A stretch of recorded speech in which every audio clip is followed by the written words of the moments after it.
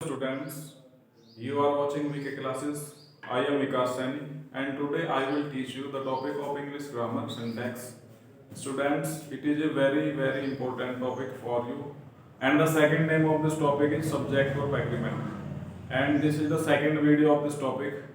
If you want to the first video of this topic, you should go to my channel VK classes and watch the video and watch this video till the end. If you like the video, please subscribe the channel and share the video. Okay students, ये एक बहुत important topic है syntax. इस topic की एक video में पहले भी बना चुका हूँ और उस वीडियो में कुछ रूल्स मैंने आप लोगों को समझाए थे। उसके बाद के जो रूल्स हैं वो आज हम इस वीडियो में डिस्कस करेंगे। आप इस वीडियो को लास्ट तक देखिएगा और अगर आप लोगों को इससे संबंधित कोई भी प्रॉब्लम आती है तो मुझे व्हाट्सएप नंबर पे आप अपनी प्रॉब्लम का सॉल्यूशन ले सकते हैं। ओके, चलिए कम टू द पॉइंट। जब रूल उसमें लिखवाया था फर्स्ट वीडियो में, उसके बाद फिर नेक्स्ट हम डिस्कस करते हैं।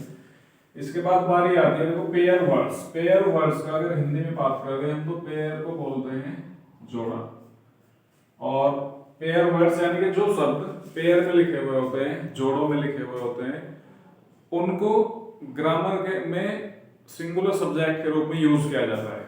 जैसे ब्रेड एंड बटर, ये पूरा का पूरा क्या है, अलग पेयर है। राइस एंड करी, ये अलग पेयर है। स्लो एंड स्टडी, ये अलग पेयर है।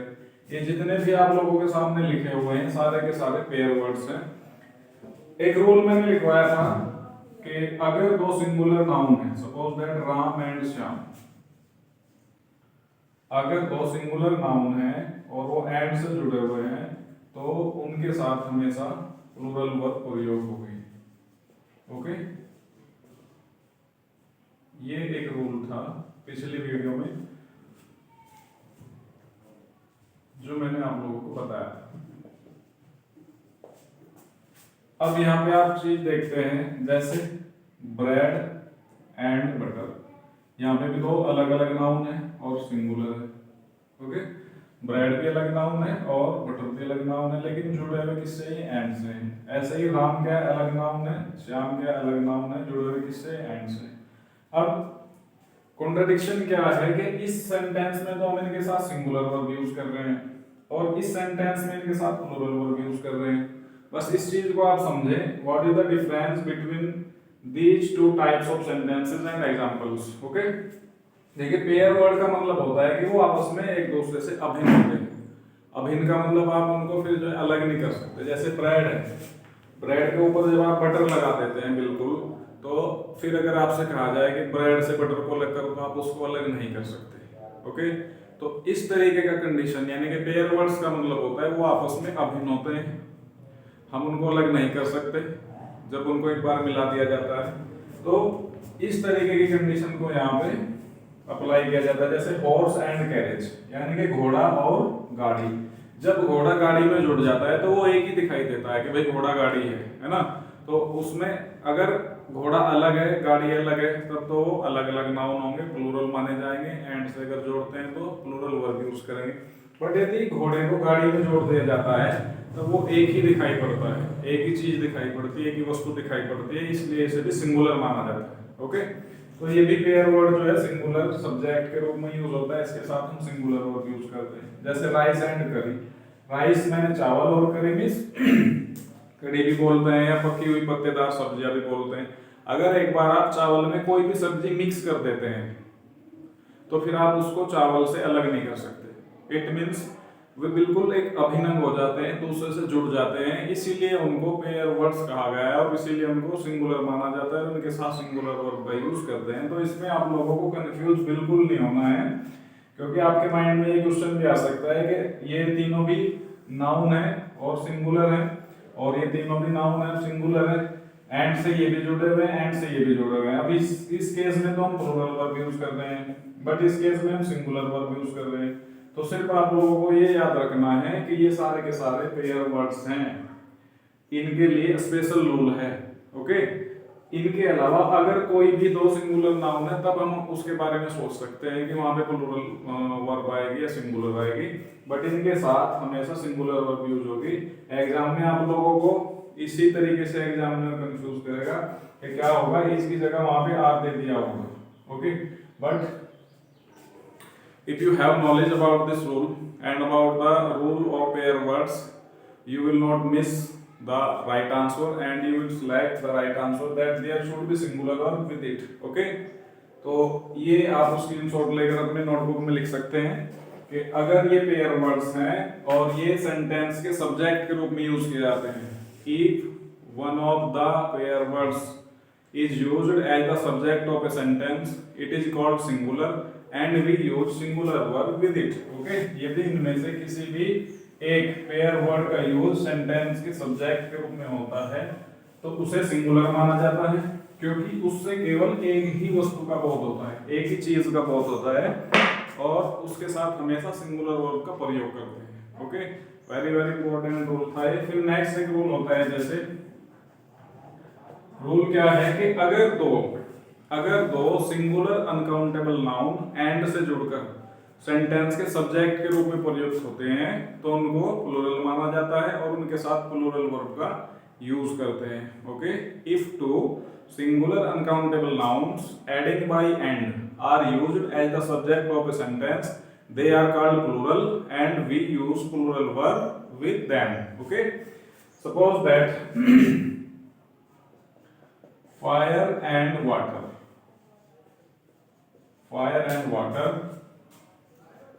do not agree. Okay, rule क्या है? According the rule, if two singular uncountable noun, fire क्या है? सिंगुलर है, अनकाउंटेबल है और नाउन है। ओके, यानी कि एक वचन है और अनकाउंटेबल मींस जिसको काउंट ना किया जा सकता हो।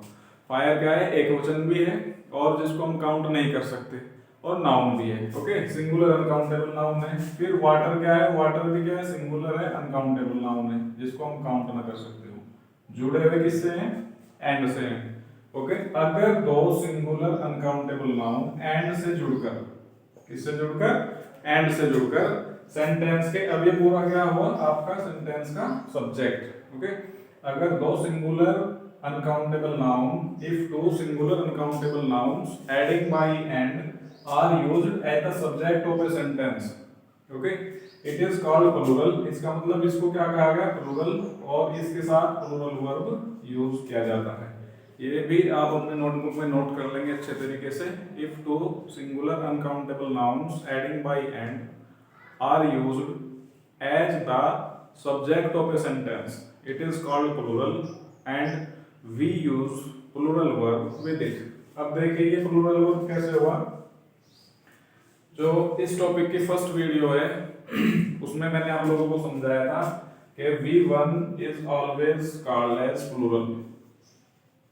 Okay, I taught you very deeply that V1 is always called as plural form and V1 plus S or ES is called singular. यदि आप लोगों ने पहला आपका वीडियो नहीं देखा है तो आप इसमें से नोट कर सकते हैं कि अगर वर्ब का फर्स्ट फॉर्म कहीं लिखा हुआ है तो वो प्लूरल होता है हमेशा, और अगर वर्ब के फर्स्ट फॉर्म में S या ES लगा हुआ आता है तो वो हमेशा सिंगुलर होता है। ओके, जैसे इज का प्लूरल आर, वॉज का प्लूरल वर्ब, हैज का प्लूरल हैव, ऐसे ही एस या एस का प्लूरल V1। ओके, ये पॉइंट आप नोट करेंगे कि वर्ब का फर्स्ट फॉर्म हमेशा प्लूरल होता है। और अगर इसको आप डीपली देखना चाहते हैं तो फर्स्ट वीडियो में आप इसको अच्छे से समझ सकते हैं। जैसे time and tide, wait for none. Time and tide singular uncountable noun है, सिंगुलर अनकाउंटेबल नाउन है। वेट क्या है? प्लूरल वर्ब है, एंड से जुड़े हुए हैं। Okay, if two singular uncountable noun adding by and are used as the subject of a sentence, ये पूरा का पूरा क्या हुआ आप लोगों का? सब्जेक्ट हुआ, तो इसको प्लूरल माना जाता है। ओके, और इसके साथ फिर प्लूरल वर्ब का यूज किया जाता है। ओके, तो ये आप लोग नोट करेंगे। इसके बाद फिर नेक्स्ट रूल देखते हैं।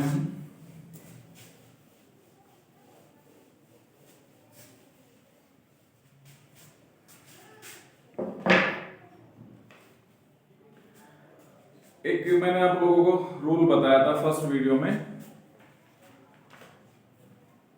देखिए अगर कोई भी सेंटेंस, इफ एनी सेंटेंस, ये नेक्स्ट रूल है आप लोगों का, अगर कोई भी sentence each of, either of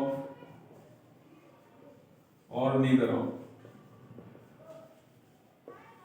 इनमें से किसी भी वर्ड से शुरू होता है, ओके, वेरी वेरी इंपॉर्टेंट है, and the errors from this point may come in every type of competitive examinations and your academic examinations, okay.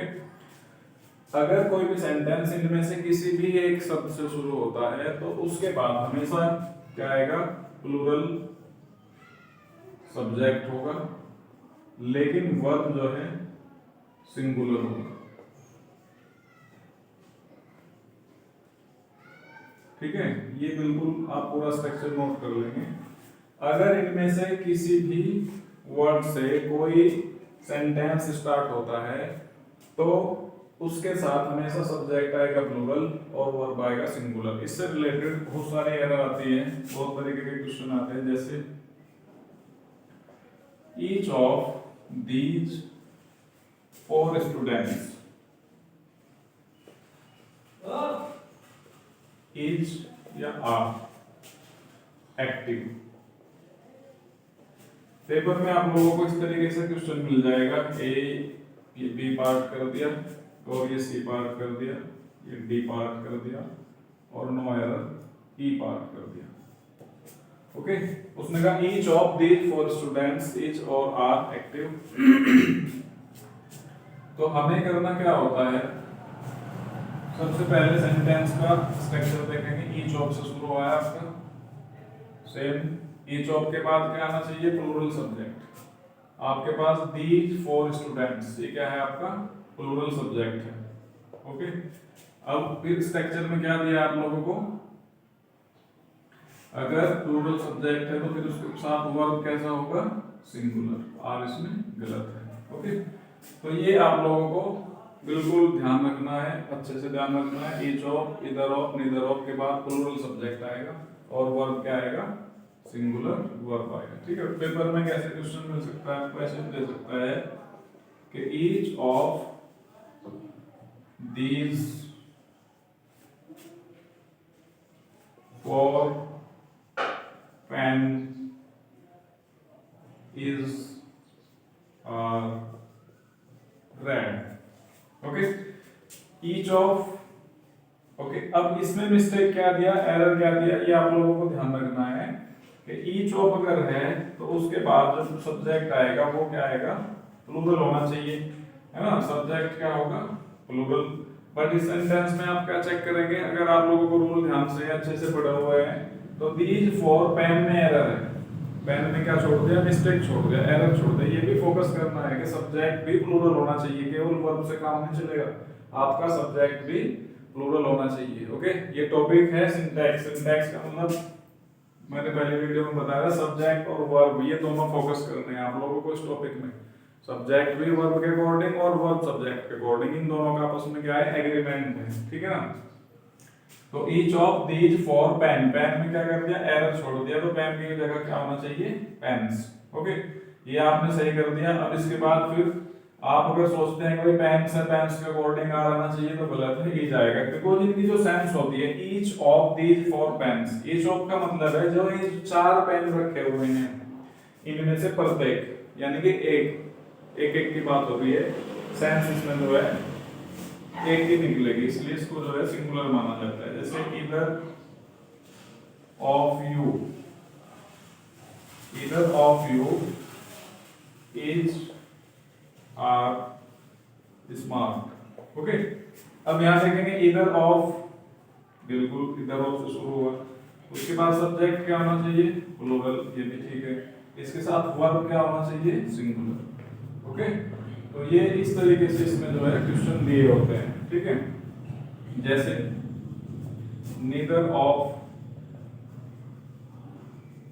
They was a verb present in the meeting. Okay, अब neither of ये structure की शुरुआत में है, right है, इसके बाद subject क्या है, प्लूरल है, अब वर्ब क्या आएगी, सिंगुलर।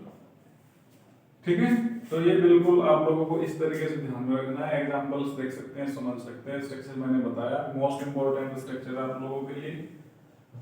Got it. आज की वीडियो में इतना ही। अगर आप लोगों को वीडियो पसंद आया तो प्लीज वीडियो को लाइक कीजिएगा, शेयर कीजिएगा, चैनल को सब्सक्राइब कीजिएगा। ये इस टॉपिक की दूसरी वीडियो है। इसके बाद जो बचे हुए रूल्स हैं वो अगली वीडियो में मैं आप लोगों के लिए लेकर आऊंगा। और तब तक के लिए थैंक्स।